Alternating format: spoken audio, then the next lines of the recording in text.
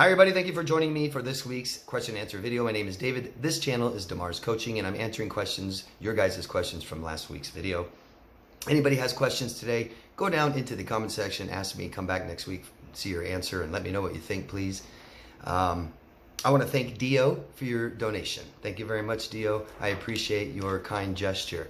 That really is nice. It's really supportive. I can't think of a better gesture than giving a stranger money or hard-earned money. So thank you very much. I appreciate you and everybody who makes donations to this channel. Thank you very much.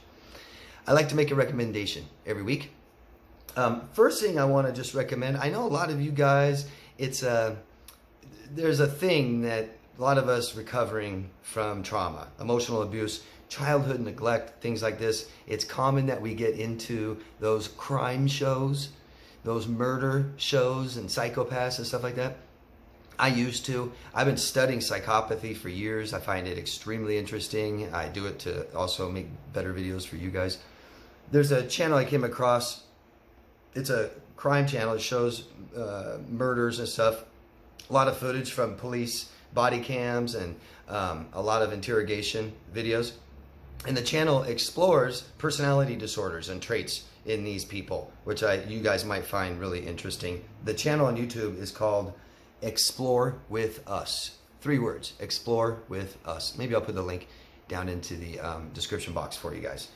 But what I really want to recommend is something I have recommended before, I think twice over the several years I've been doing this. And it's something called oxytocin. Let me read here just brief definition of oxytocin. It's a peptide hormone and neuropeptide normally produced in the hypothalamus and released by the posterior pituitary. Present in animals since early stages of evolution. In humans, it plays a role in behavior that include social bonding, reproduction, childbirth, and the period after childbirth. Oxytocin is released into the bloodstream as a hormone in response to sexual activity and during labor, and also other reasons, other events that we have oxytocin released in our bodies.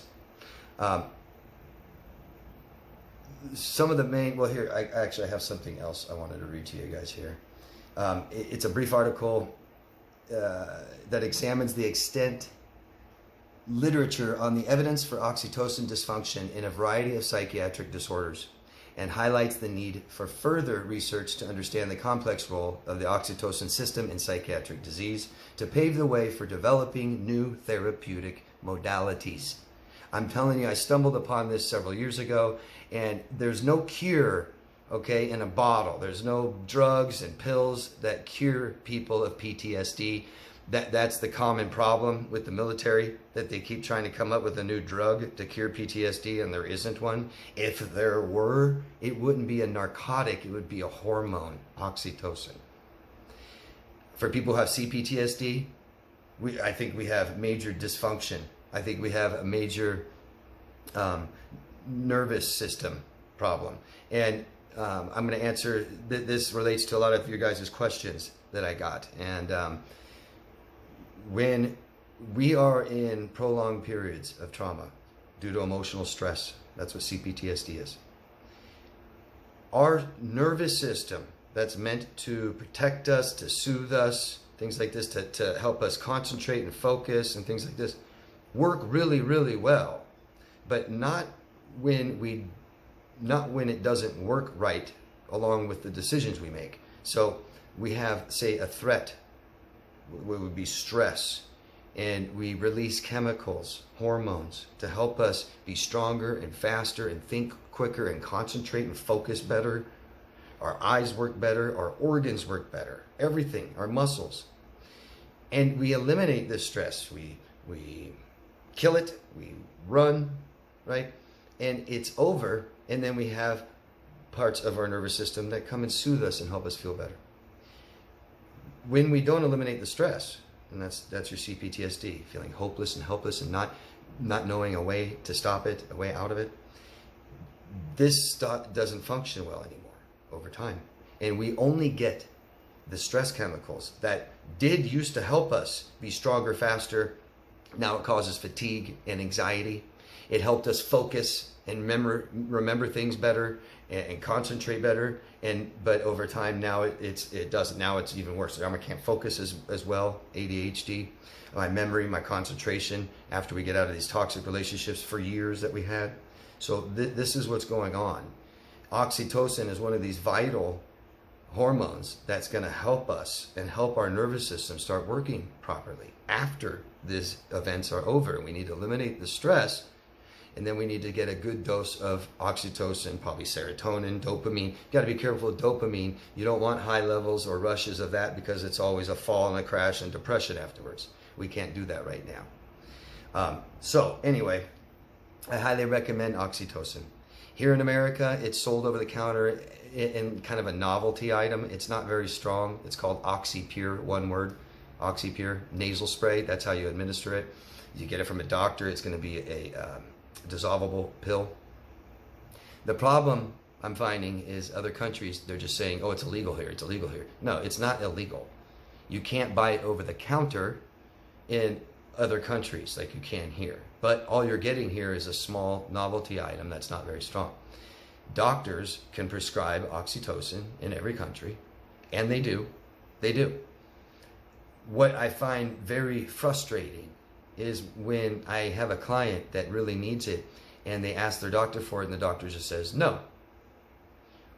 What other hormone is that okay with? Doctor, I need testosterone. Does the doctor just say no?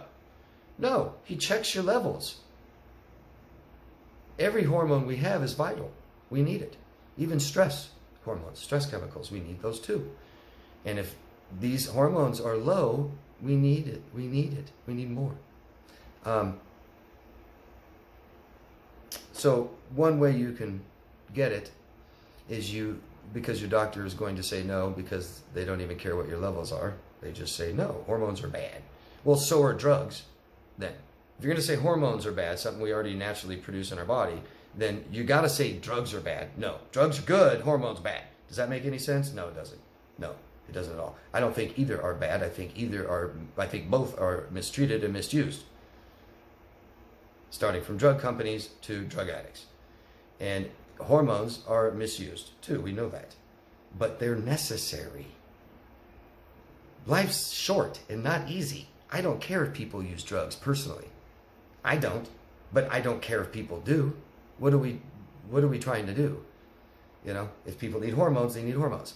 You can find your local compound laboratory, and you can find which doctors are buying it from them. If this is a business, they want to sell it. You go to that doctor that prescribes it, you have a good chance of getting it yourself. This was a huge game changer for me. Better sleep for the first time in my life. Never had 8 hours sleep until I got oxytocin in my 40s, late 40s. Better diet. You're not eating enough, it'll help you eat more. You're eating too much, it'll help you slow down. Anxiety. It lowers anxiety.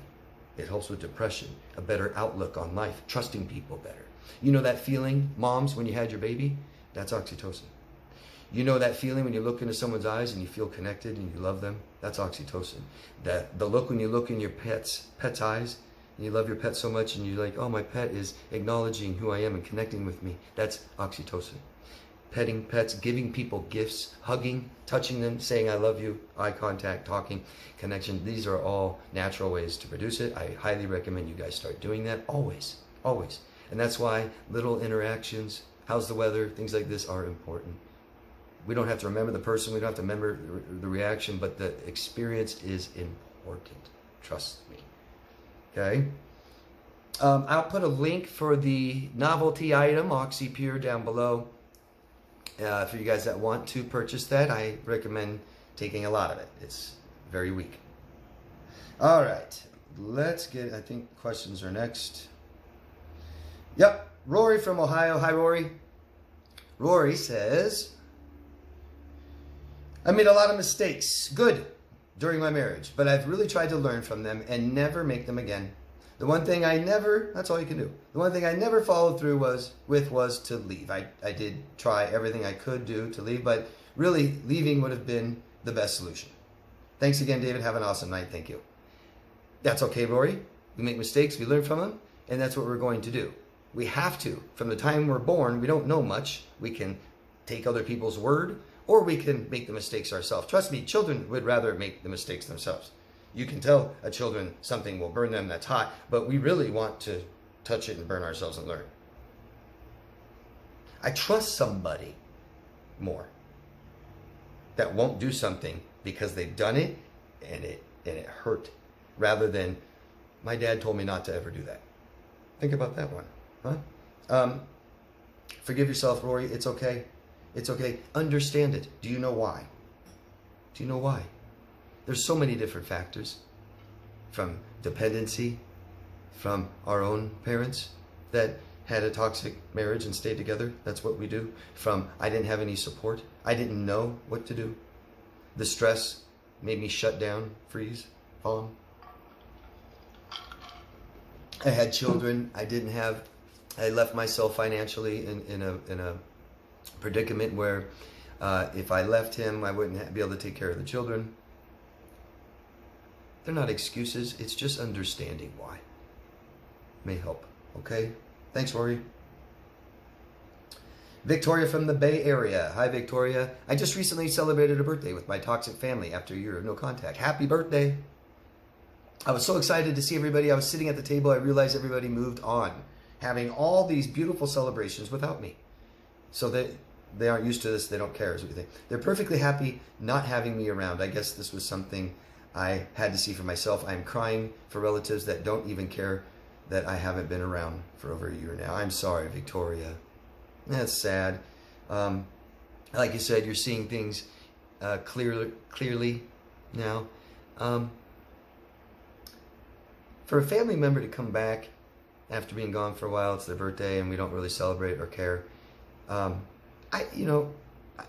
Maybe they don't care much about you, Victoria, but how we treat people is how we feel about ourselves.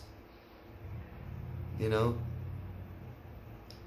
I hope you don't internalize it too much and say that I would never do that, and there's other people that wouldn't do that, and these are people that do this, and even if they're your family, they're still a lot different than you. Maybe you know better now. It's easier now to kind of keep them separated from your life a little more now, because I know that's what you're kind of thinking. You've been saying this for a while. I'm sorry. Let's not do it again next year. What do you want to do next year for your birthday? What would you rather do? And I don't think you make a big deal out of your birthday, but we had a bad experience this year. It's better to plan something better for next year, because if you don't, then your brain starts to say, as your birthday gets closer and near, it starts to say, oh, it's going to be bad because it was this year. Maybe plan something better. It can be small. Yeah, I'm sorry, Victoria, but thanks for sharing that. Rory again. Hi, Rory. I'm so excited. I had my first cherry tomatoes from my garden. There were 6. They taste sun-kissed. So rewarding, David. My question is, why is it that our attention span can become shorter after going through narcissistic abuse? Is part of it not having as much patience with things? Yes, that would definitely, I would agree that would be a part of it. And what I explained a few minutes ago. Think of it as an organ that we overused. So if I'm in a stressful condition, we call it like walking on eggshells, right? I'm always afraid of getting in trouble. When you're like this, your eyes are trying to see better and focus better. Your ears are trying to hear better, right? As you're sneaking, being quiet. You're so on high alert, you're hyper vigilant, waiting for the danger always to come. He's going to wake up and hear me. He's going to be ready. He's going to be home from work any minute. You know, I'm going to clean up this mess and get this ready. And oh God, I got to. So all of this makes this organ work really well, the chemicals that we have. But then it can't happen tomorrow and the next day and the next day and the next day and the next day. And this organ starts to get overused and it starts to not work very well at all. We need to recover. And we can't recover with stress, right? You can't go see your therapist and be like, okay, I'm ready to recover, but I'm still in this toxic marriage and my family's still, I'm the person I'm living with and my job and it's all this stress. That we got to get rid of some of the stress. Does that make sense? Do you understand? Let me know what you think. Anybody, ask questions. Saida from Francais. Hi, Saida. I thought the golden periods was when there was abuse and then romance. And then the partner making thousands of promises that things will change. What I remember is that I felt relieved when he left and when he came back. I openly fought with him and asked him to leave for good. Are these golden periods too? Yes. Yeah. It's just the up and down. It's called intermittent abuse, which is pretty much every abusive relationship. You either get abused once, right? My boyfriend beat me up and I left and called the police and he went to jail and I never talked to him again and it was over. Or I stayed for another 2 years. No, he didn't beat me all the time, right? I mean, guy has to sleep, he has to work, he goes out sometimes, sometimes he's in a good mood, but let's say someone who's just overbearingly emotionally abusive, the verbal abuse and attacks and the everything, just the accusations and the I hate you and threats, right, all the time.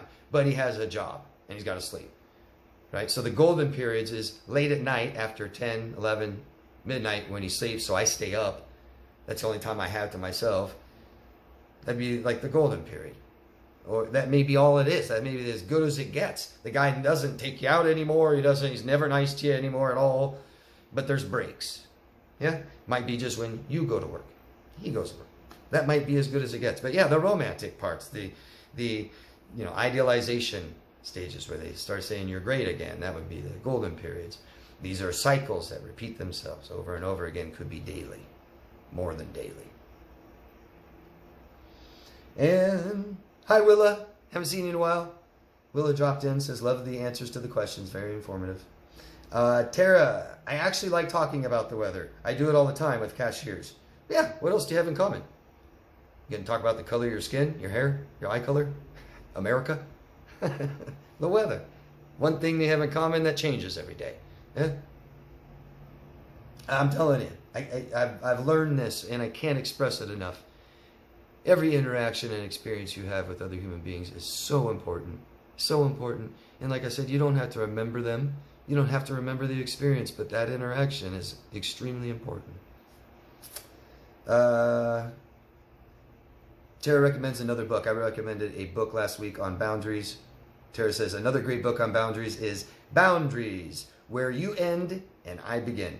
Because that really, I know where they got that title, because a lot of people explain codependency as I don't know where my emotions end and yours begin. They become enmeshed with each other. And I didn't read the end of the whole title.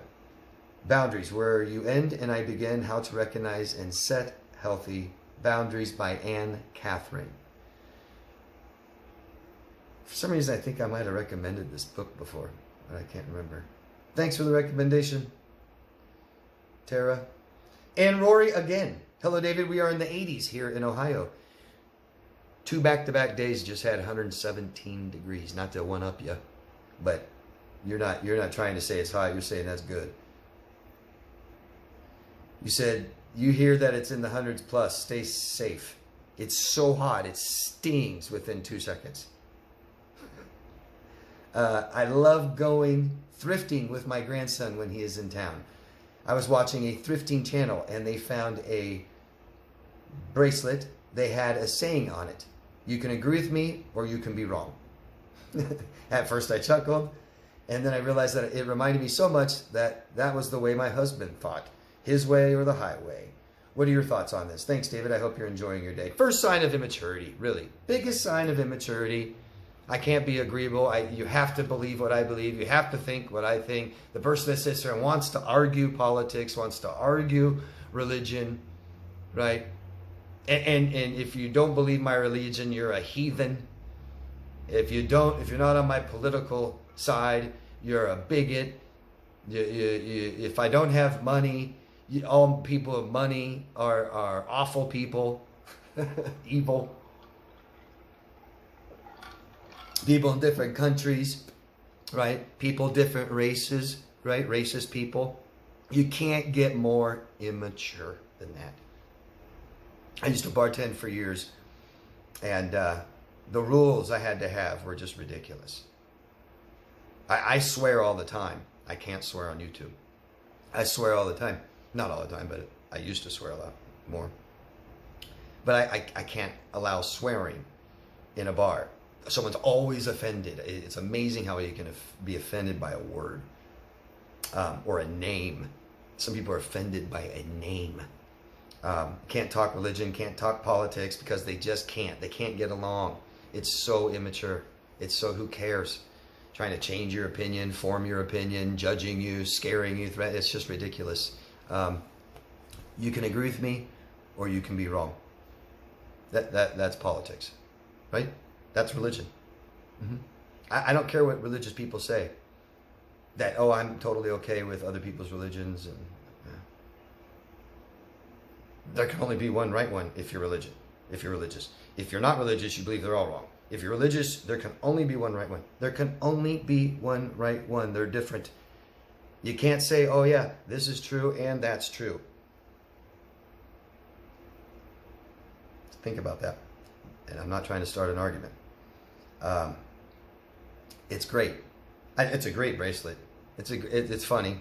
I love it. I love t-shirts like this, you know, because it's true. I love laughing at ourselves, and we are all human beings, and we all are all guilty of almost all human behaviors. So laugh at other people, laugh at ourselves. It's true. It's how our brains are wired, and we hopefully don't want it to be that way, right? We have to get along and live together. You know, most people, believe it or not, want generally the same things, don't we? We want everyone to be, you know, comfortable and healthy, live together, peaceful, no crime, right? We just have some different ways or beliefs or opinions on how to do that. Who cares?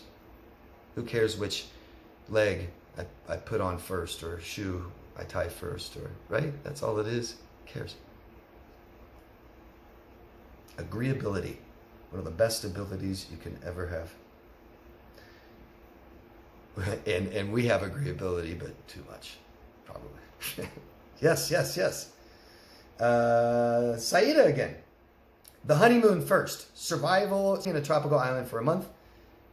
I like the concept. How are you going to find a place where it is allowed to make campfires? It is forbidden everywhere. And find a tropical place with no sea resort that offers tempting fish. Okay, wait, so this is last week's video, and someone spoke about, I can't remember if it was Victoria. Someone spoke about a couple who decided to go on a bike ride across the continent, North America to Central America together, and one carried supplies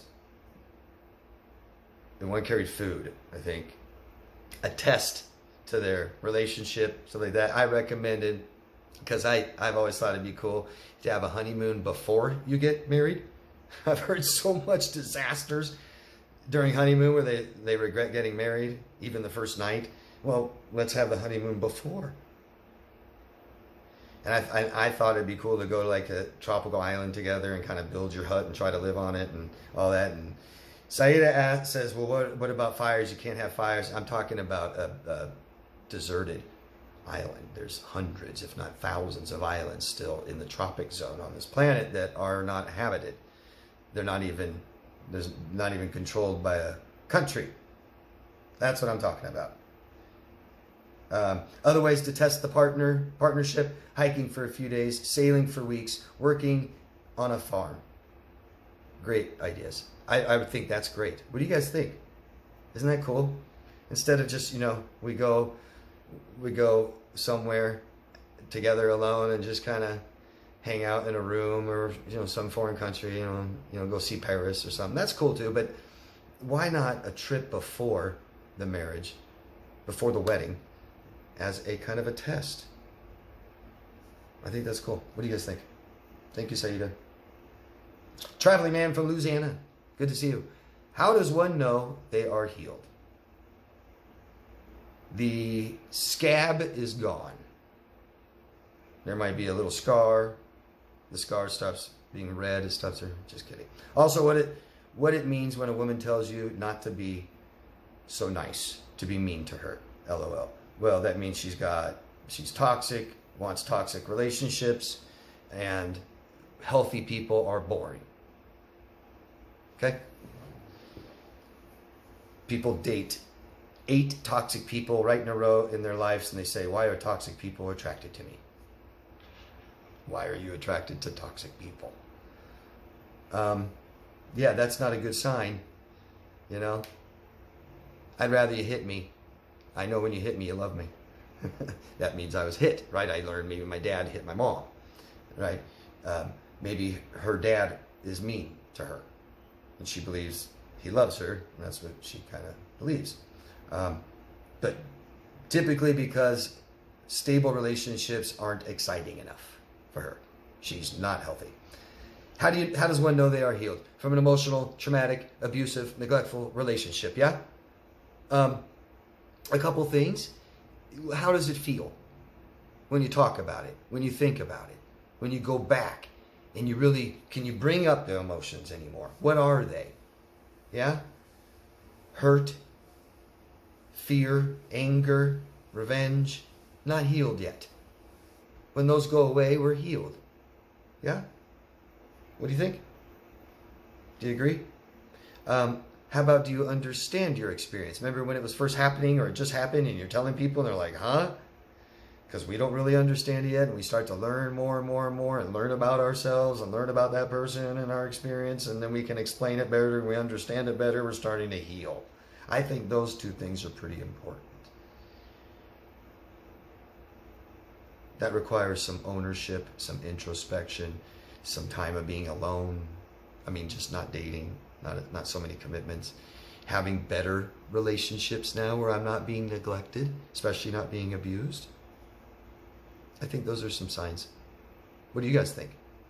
What are some, besides what I said, or add to it, but what are some signs that you guys think are that you've healed? What do you think? Thank you, Traveling Man.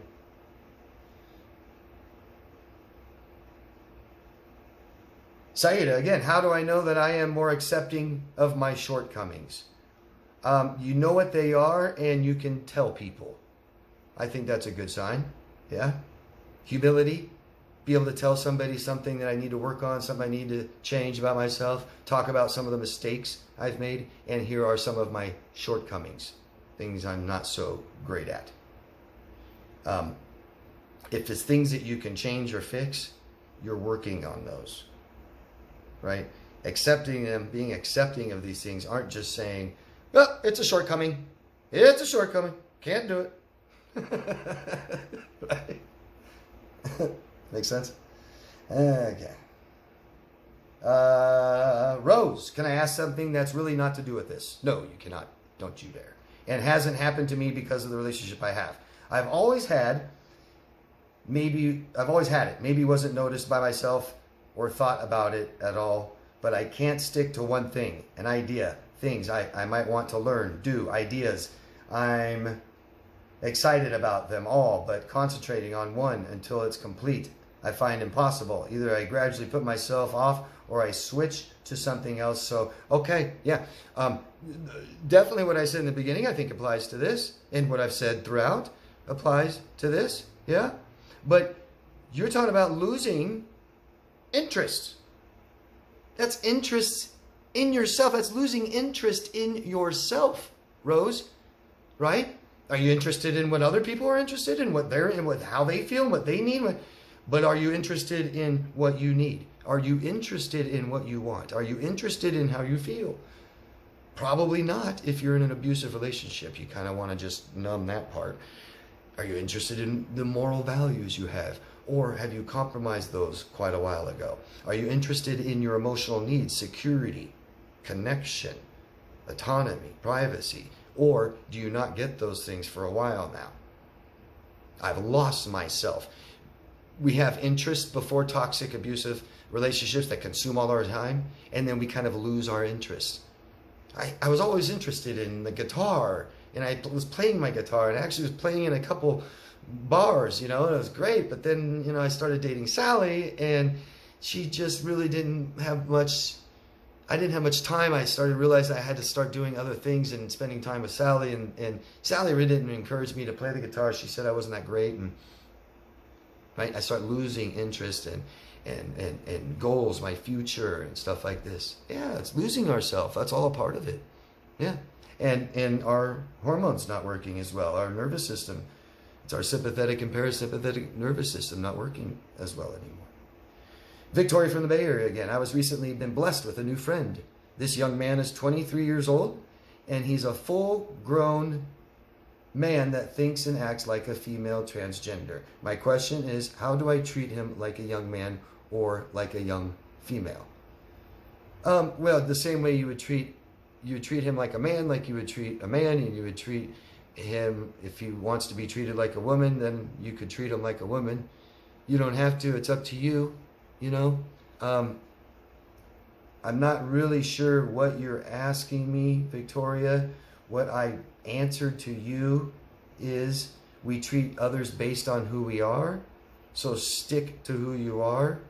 I said honesty and respect seems to work pretty well for me. Yeah. As we get to know people, we'll kind of get to know how they like to be treated. But I don't know why you need to treat them much differently than you treat other people. You know, feel free to ask me more. I'm not quite sure what you're asking me. And that's it, guys. Thank you very much for the questions. Let me know what you think of the answers, the recommendation, and anything else. Ask me questions, and I'll see you guys next week. I know I've been bouncing around and not doing this on Mondays. I'm seeing if there's a better day to release these, stuff like this. Maybe I won't set it to an exact day. Might actually work better. We'll see. Give me your input, what you guys think. Always love yourself first, guys, okay? And I'll see you later. Bye-bye.